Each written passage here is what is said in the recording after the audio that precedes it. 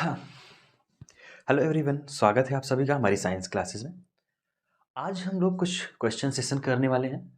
ये आपका separate question session है। सिर्फ यहाँ पे क्वेश्चन एक दिया गया है, force between the two identical sphere carrying charges 10 microcoulomb and -20 microcoulomb. तो हम सबसे पहले क्या करते हैं, Q1 इक्वल्स टू 10 माइक्रोकूलम लिख लेते हैं और Q2 इक्वल्स टू कितना है, -20 माइक्रोकूलम। ये दो क्या थे, स्फेयर थे। मतलब अगर हम इसको मान लें एक गोला ये है तो दूसरा गोला कौन सा था, ये स्फेयर है। ठीक है, दोनों आपस में क्या है, रखे हुए हैं। और कहा गया है एट अ सर्टेन डिस्टेंस, कहा गया इनके बीच की डिस्टेंस, अगर इसके सेंटर से यहाँ की डिस्टेंस मान लें कितनी आर, सर्टेन डिस्टेंस पे रखी हुई है। और इस पे जो फोर्स लग रहा है वो कितना दिया गया है, एफ दिया गया है। फिर क्या कहा गया है, if these two sphere are made in the contact and then separated. मतलब क्या कहा गया, ये दोनों गोले एक साथ लाए गए और फिर इनको क्या कर दिया गया, सेपरेट कर दिया गया। सेपरेट कितनी डिस्टेंस पे, आर पे कर दिया गया। जितनी डिस्टेंस पे था उतनी ही डिस्टेंस पे कर दिया गया। अब यहाँ पे कहा गया है कि नया फोर्स जनरेट होगा इस पे, कौन सा, एफ डैश। ठीक है, यही दोनों गोले थे, गोले चेंज नहीं किए गए। अब बेसिकली अगर बात करें तो ये जो चैप्टर है आपका इलेक्ट्रोस्टैटिक्स क्लास 12 का, इसमें जो सबसे पहला लॉ यहाँ पे अप्लाई होगा वो कौन सा होगा, चार्जेस की एडिटिविटी ऑफ चार्जेस। और फिर जब चार्ज क्या हो रहे हैं, आपस में जोड़े जा रहे हैं, तो कॉन्सेप्ट वर्क करेगा, वो वर्क करेगा कौन सा, कंजर्वेशन ऑफ चार्जेस। हुआ क्या, जब हमने क्या किया, इन दोनों गोलों को आपस में टच किया तो इसके पास कितना था, 20 माइक्रोकूलम चार्ज था और इसके पास 10। लेकिन ये कितना था, -20। तो अगर हम बात करें यहाँ पे -20 और 10 की और दोनों को जोड़ा गया तो कितना हो जाएगा, प्लस में 10 माइनस में 20 और फिर ये टोटल कितना हो जाएगा, माइनस में 10। ठीक है, कितना हो जाएगा ये नेट, -10। अब दोनों को जब सेपरेट किया जाएगा तो दोनों पे चार्जेस क्या होंगे, बराबर बराबर बट जाएंगे, क्योंकि टोटल कितना है इस पे, -10। और इक्वली डिस्ट्रीब्यूशन होगा चार्जेस का, तो चार्ज यहाँ पे क्या आएंगे, -5 माइक्रोकूलम और यहाँ पे -5 माइक्रोकूलम। मतलब जो एफ डैश कंडीशन है वहां पे Q1 कितना हो गया, -5 और Q2 कितना हो गया, -5। अब यहाँ पे पूछा गया है रेशियो, तो रेशियो के लिए हम यहाँ पे अप्लाई करेंगे क्या, फोर्स का फॉर्मूला, कौन सा, कूलम फोर्स। कूलम फोर्स क्या कहता है, 1/4 pi epsilon naught Q1 Q2 upon r square. ये न्यूटन में मेजर किया जाता है। 1/4 पाई एप्सिलॉन नॉट की जो वैल्यू होती है ये होती है कांस्टेंट, कितनी, 9 इंटू 10⁹9। बट यहाँ पे हमें इनकी जरूरत नहीं है। क्यों नहीं है, क्योंकि हम सिर्फ रेशियो निकाल रहे हैं। मतलब अगर हम F1 यहाँ से निकालें तो ये कितना हो जाएगा, इसको अगर हम K कांस्टेंट ले लें और Q1 हमारे पास कितना है, 10 इंटू ये कितना है, -20। देखो यहाँ पे हम माइक्रोकूलम को भी चेंज नहीं कर रहे हैं। अगर हम न्यूटन कैलकुलेट करते हैं तो हमें इनको चेंज करने की ज़रूरत पड़ती है, लेकिन चूंकि यहाँ पे हम क्या निकाल रहे हैं, रेशियो, तो हमें इनकी चेंज करने की ज़रूरत नहीं पड़ेगी। फिर यहाँ पे हम बात करते हैं कितना, आर स्क्वायर। ये हमारे पास क्या हो गया, F1। क्लियर है ना। फिर अगर हम यहाँ से बात करें एफ डैश की तो कितना हो जाएगा, ये हमारे पास K कांस्टेंट और Q1 कितना है, -5 इंटू -5 अपॉन कितना, आर स्क्वायर। अगर हम दोनों का क्या करें, रेशियो निकाल लें, मतलब ये अपॉन ये वैल्यू, यानी कि K into -5 into -5 upon r square. तो यहां पे क्या होगा, आर स्क्वायर कैंसिल हो जाएगा, K से K कैंसिल हो जाएगा, ये ऊपर बचेगा कितना, -200 अपॉन में माइनस में ना होकर के ये कितना हो जाएगा, प्लस में, क्योंकि माइनस माइनस प्लस हो जाएंगे। तो जब हम बात करेंगे तो ये कितना हो जाएगा, -8/1, क्योंकि 25 8 जा कितना होता है, 200। तो इनका रेशियो कितना हो जाएगा, F ratio F dash equals to हो जाएगा -8:1। अब यहां पे माइनस क्या डिफाइन कर रहा है? माइनस डिफाइन सिर्फ ये कर रहा है कि ये जिस डायरेक्शन में एफ डैश लग रहा है उसके अपोजिट डायरेक्शन में लग रहा है। मतलब अगर ये फोर्स आपका अट्रैक्टिव है तो ये रिपल्सिव फोर्स होगा। सिर्फ साइन कन्वर्जन आपको यही बताता है। अगला क्वेश्चन दिया गया है आपका 2 point P and Q are maintain at potential. अब टर्म आया पोटेंशियल, इसका मतलब ये कौन सा चैप्टर हो जाएगा? Electrostatic potential of 10 volt and -4V। मतलब क्या है? यहां से P पॉइंट है, P पे जो पोटेंशियल है कितना है? P पॉइंट पे जो पोटेंशियल है V potential at P is equals to 10 volt. फिर क्या है अगला? -4 वोल्ट किस पे? Q पे। तो वी क्यू कितना है? -4 वोल्ट। ये लगातार क्या है? कहा गया है मेंटेन किया गया है। अब क्या किया गया? P पॉइंट से यहां से माना गया क्या P पॉइंट और Q पॉइंट तक लेके जा रहे हैं कितने? 100 नंबर ऑफ इलेक्ट्रॉन्स। और पूछ लिया गया इसमें वर्क डन। तो वर्क डन का पोटेंशियल के साथ क्या रिलेशन होता है? सबने पढ़ रखा होगा। जब हम इसके कॉन्सेप्ट के बारे में पढ़ेंगे तो वहां पे और डिटेल में बताएंगे। अभी हम इस पे आते हैं वर्क डन पे। वर्क डन होता है Q इंटू डेल्टा V, यानी कि change in potential equals to Q। अब Q क्या होता है? चार्ज। अब यहां पे चार्ज तो दिया नहीं गया है कहीं पे। क्या दिया गया है यहाँ पे? 100 नंबर ऑफ इलेक्ट्रॉन्स दिए गए हैं।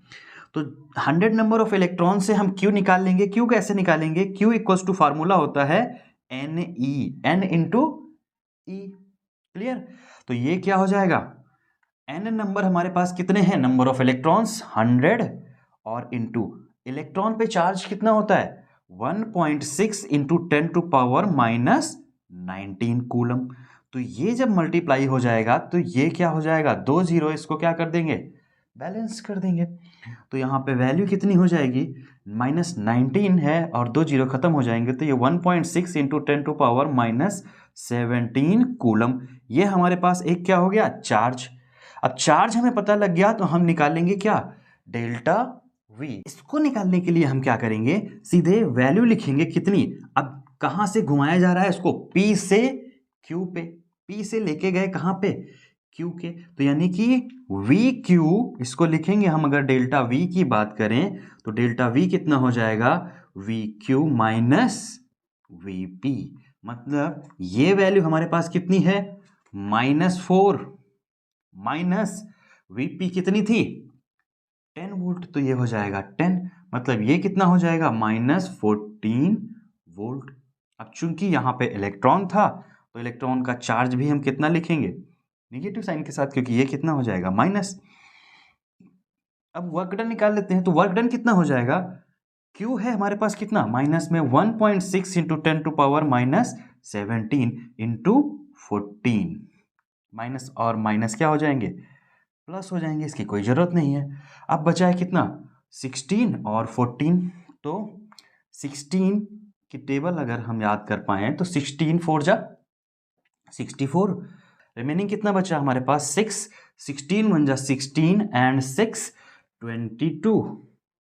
एक डिजिट के बाद डेसिमल है तो यहाँ पे हम क्या लगा देंगे? डेसिमल। और ये कितना हो जाएगा? 10 टू पावर -17 जूल। ये हमारा क्या हो जाएगा? आंसर हो जाएगा।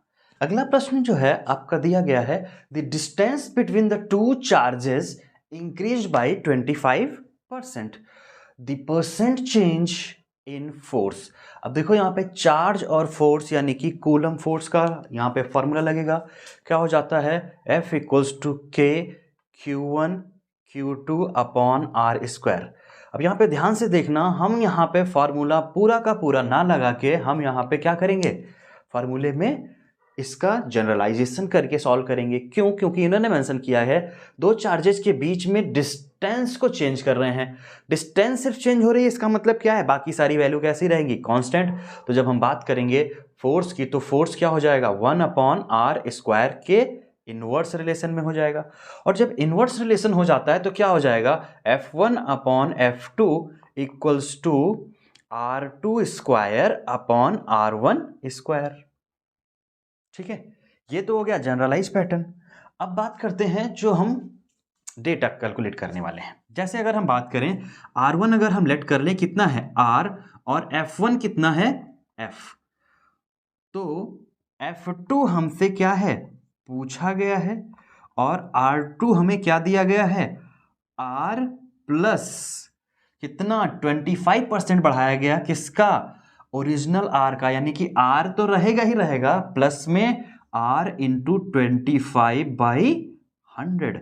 अब इसको सॉल्व करेंगे तो ये कितना हो जाएगा R प्लस 0.25 R, मतलब ये कितना हो गया 1.25 R। ठीक है, ये हमारे पास टोटल क्या हो गई R2 हो गई। अब यहां से अगर हम F2 निकालना चाहें तो F2 हमारे पास कितना हो जाएगा, F2 हो जाएगा हमारे पास F1 into R1 square. R1 कितना है R और F1 कितना है F। ठीक है, ये हमने लेट किया था। और यहां पे जो वैल्यू है इधर ये F2 ऊपर गया तो R2 किसके नीचे आ गया, तो R2 कितना है हमारे पास 1.25 इंटू R का होल स्क्वायर। ठीक है ना, तो जब हम इसको सॉल्व करेंगे तो ये क्या हो जाएगा F, अब R स्क्वायर जब ब्रैकेट के बाहर आएगा तो R स्क्वायर और R स्क्वायर कैंसिल हो जाएगा, F अपॉन 1.25 का होल स्क्वायर। इसको सॉल्व करेंगे फर्दर तो हमारे पास एक वैल्यू आएगी F अपॉन 1.5625। ये इसका क्या आएगा स्क्वायर करने के बाद। अब ये आया हमारे पास F2 और अगर हमें क्या पूछा गया है परसेंट चेंज इन फोर्स, तो हम पहले क्या निकाल लेते हैं चेंज इन फोर्स, फिर निकाल लेंगे परसेंट चेंज। तो चेंज इन फोर्स निकालने के लिए क्या करेंगे, चेंज इन फोर्स मतलब F2 माइनस F1। ये वैल्यू जब हम सॉल्व करेंगे तो ये कितना हो जाएगा F अपॉन 1.5625।